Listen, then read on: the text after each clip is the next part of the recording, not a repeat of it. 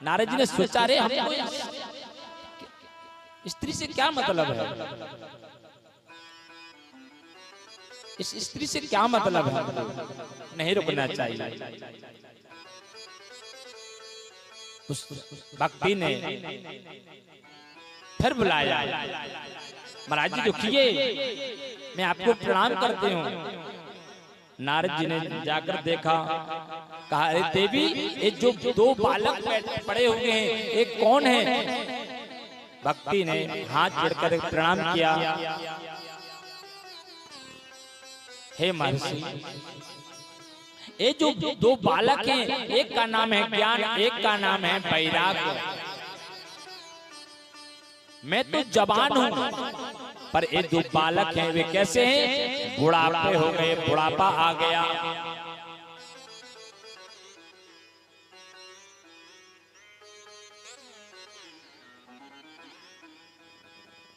भगवान को जब भक्ति को उस संतों से सुख मिला तो बड़े भाव से, प्रेम से हम भी आज संतों का समागम करते हैं कि धन्य है सत्पुरुषों का संग, बदल देता जीवन का ढंग। धन्य है सत्पुरुषों का संग, बदल देता जीवन के रंग। धन्य है सत्पुरुषों का संग, बदल देता जीवन का ढंग। धन्य है सत्पुरुषों का संग, बदल देता जीवन का रंग। एक संत एक कपड़ा लिए हुए थे, क्या लिए थे? कपड़ा। एक माताजी क्या करती थी, माताजी का नियम था, जैसे ही संत का नियम था, माताजी अब एक कपड़ा लेती थी और अपने घर में पोंछा लगा रही थी। प्रतिदिन का नियम था कि वो अपने दरवाजे पर घर में पोंछा लगाएं, और संत का भी नियम था। संत क्या करते थे? संत जाकर दरवाजे पर जाते थे, वो क्या कहते थे? मां भिक्षाम देहि।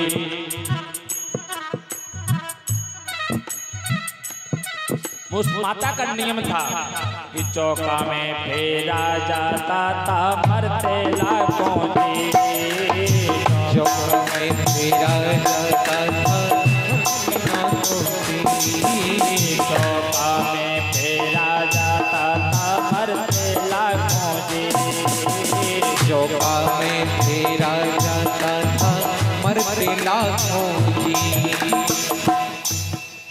वो माता जी प्रतिदिन का नियम था, वो चौका में लगाती थी। वो कितने जीव मरते होंगे।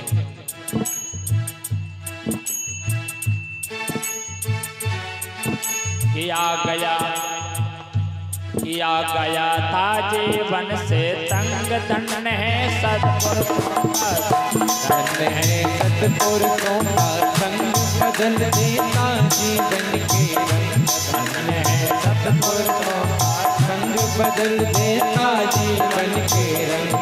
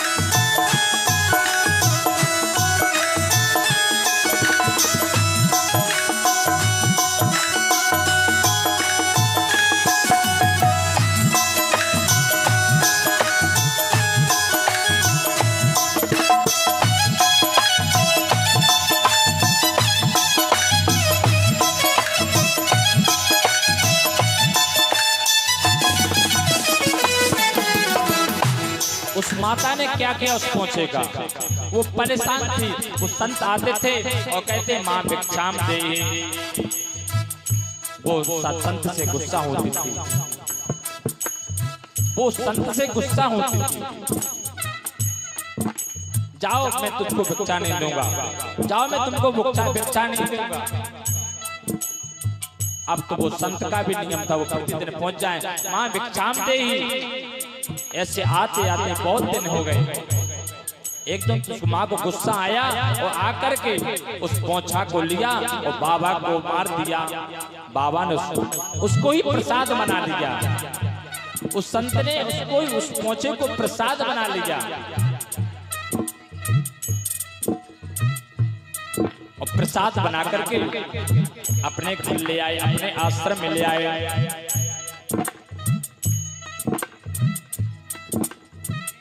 अपने आश्रम में ला करके अब संत ने क्या किया उस पोंछे का, उस पोंछे से भी आवाज आ रही है। स्वच्छ बना के प्रभु ने मुझको दीना कृत में था। स्वच्छ बना के मुझको प्रभु ने दीना। बाबा ने क्या किया, उसको साफ किया। उस माँ ने जो पोंछा बाबा को मेक कर दिया ना, महाराज ने क्या किया, उसको साफ किया। उस साफ करने के बाद उसको फाड़ करके उसकी क्या किया, घी में डाल करके पत्ती बनाई। अब देखिए पोंछा कितने काम आ रहा है। स्वच्छ बना के प्रभु ने मुझको दीना कृत में डाल। स्वच्छ बना के मुझको प्रभु ने दीना कृत में डाल। इसी तरह के मंदिर पहुंचा। देखिए वो कैसे कैसे वो मंदिर जा रहा है। इसी तरह के मंदिर में पहुंचा, देखा ठाकुर द्वार। इसी तरह में मंदिर पहुंचा, देखा हरि का द्वार।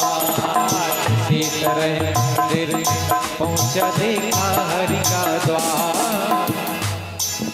पहुंचा कहाँ पर चला गया है। अब बत्ती बनाई और बत्ती बना करके वो संत क्या कर रहे हैं, उससे आरती कर रहे हैं।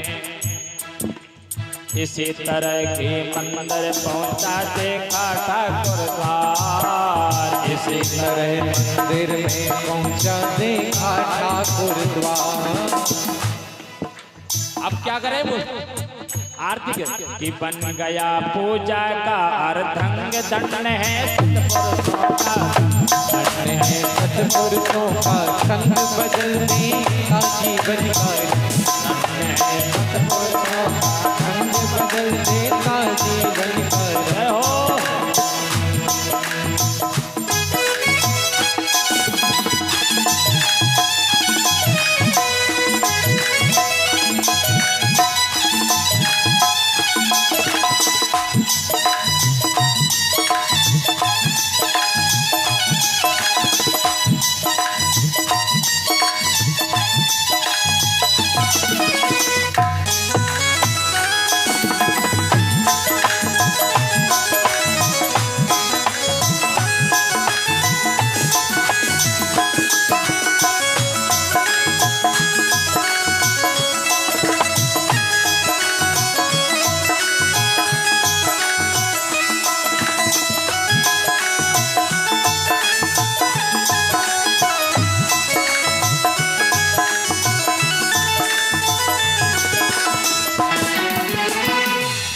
पोंछे से आवाज आ रही है और वो पोंछा इतना खुश हो रहा है। उस संत ने उस पोंछे का कितना उपयोग किया है।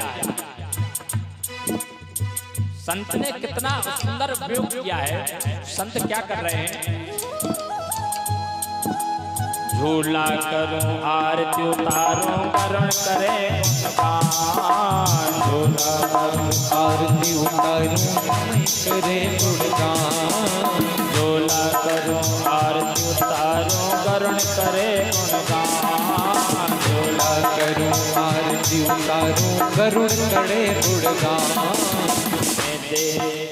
झूला करूं आरती उतारूं करुण करे गुणगान। झूला करूं आरती उतारूं करुण करे गुणगान। दे मेरे विकास में दर्शन देना। दर्शन दीना ना। अब वो संत क्या कर रहे हैं, आरती कर रहे हैं, साथ में करुण भी बजा रहे हैं। उस जो पोता था ना, पोछा लगाने वाला, उससे आवाज आ रही है, वो पोता मन ही मन मुस्कुरा रहा है। क्या बोल रहा है कि असी से अंधे और अपंग दंड है सतपुरुषों का संग बदल देता जीवन का रंग है। सतपुरुषों का संग बदल देता जीवन का रंग है। सतपुरुषों का संग बदल देता जीवन का रंग।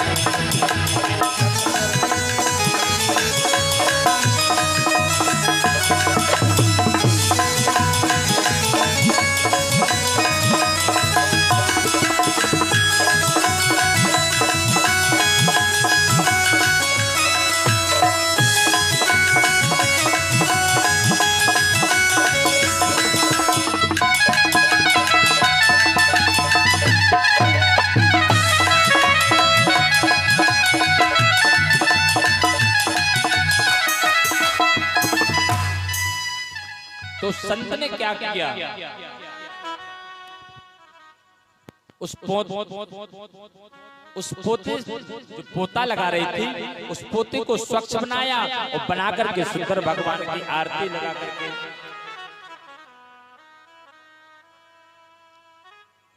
संत ने जाकर के पुनः उसी माँ के पास पहुंचे।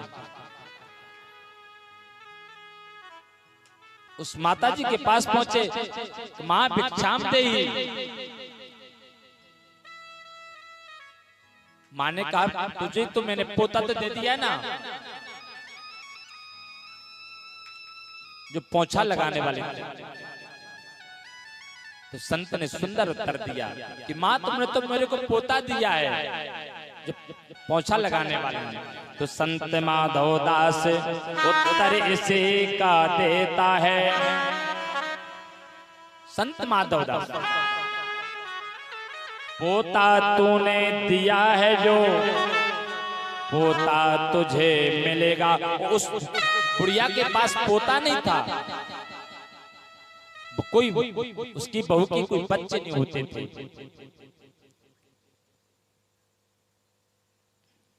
तुम संत तो ऐसे होते हैं कि जो मैं ऐसे संत को, अब उस माँ के लिए अपने मन में गिलानी हो रही कि जो मैं ऐसे संत को देती प्रेम प्रसाद,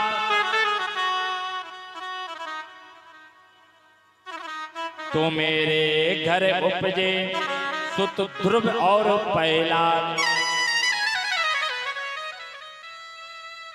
संत ने कहा जाओ माँ, मैं भी, अगर आपने हमको पोता दिया है तो मैं भी तुमको आशीर्वाद देता हूँ कि तुम्हारे भी पोता होंगे। उसी प्रकार भक्ति महारानी नारद जी से प्रार्थना कर रही, माँ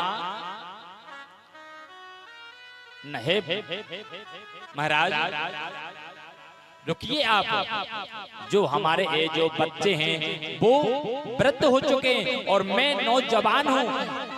और सोचिए आप कि अगर हम नौजवान हो और हमारे जो बच्चे हैं वो बुढ़ापा जकड़ ले, तो बड़ी विडंबना की बात है।